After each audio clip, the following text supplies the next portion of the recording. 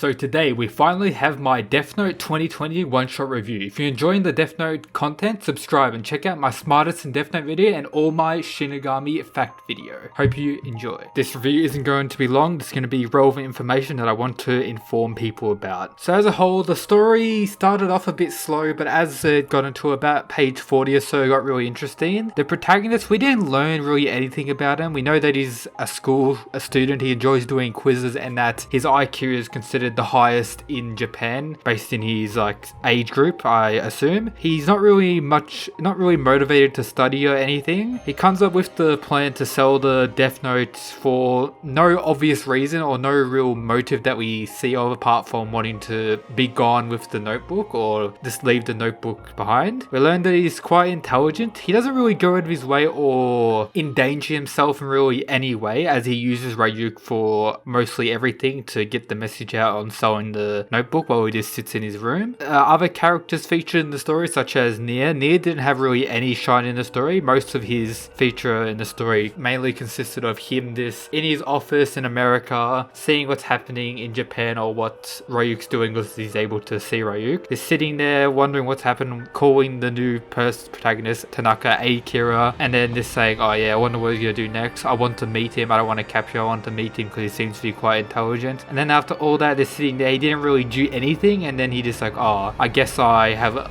lost since the first time becoming L, because the Nier in the new one-shot has taken a role as L in the world. My favorite part of the one-shot was the bidding war between world leaders such as America, represented by Donald Trump, and then the Chinese government going back and forward in biddings to buy the notebook, with America bidding $2 trillion or whatever to finally win. We got to see some Shinigami throughout the story. As you know, I recently made a Shinigami video, so I know a lot more about him. We saw one at the start who had given the notebook to Ryuk for no real obvious reason. I'm not sure why that. Seems to just have found the notebook and just gives it to him. We see the most intelligent Shinigami, the one for the jewels everywhere, Harmonia Justin. He pretty much is the one who messages or tells Ryuk to go see the Shinigami King about him selling the notebook, or his human selling the notebook. The many other characters, the original Task Force people who were still alive, we saw them, but they didn't really do anything. Nothing really shocking about that. The end of the plan, or how to get the money, was a highlight as well, with Tanaka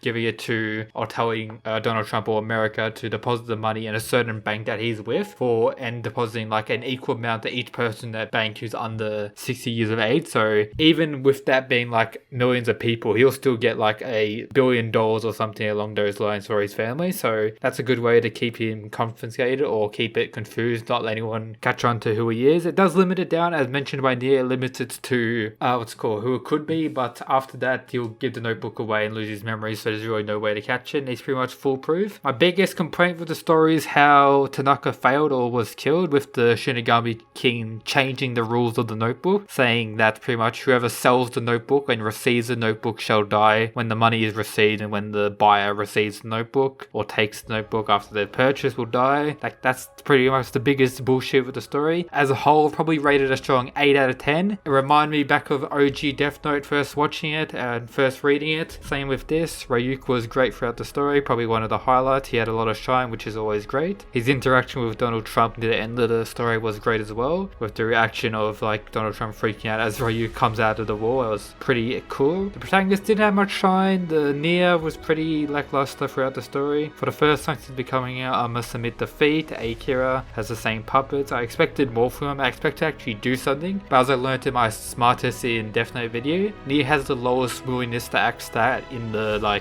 main people in the story, which means this adds to his character or relates to his character, as he's not really willingness to act, and the only reason he was able to defeat Light in the original story was the help of Mello, who had the highest willingness to act story. So it makes sense for his character alone, low willingness to act stat, so there's no reason he would go out of his way and risk himself. He even says he doesn't want to risk anything because he lives in America and that will just cause issues around the world. And there you go, that's the end of the review. As a whole, 8 out of 10 as I already mentioned. If you haven't read it already, I highly recommend it. It'll most likely get a 30-minute, maybe 40-minute anime adaptation one day, most likely. If it does, it'll probably be around that long, unless they really extremely stretch it to an hour, but I think 30 to 40 minutes will be the length of it.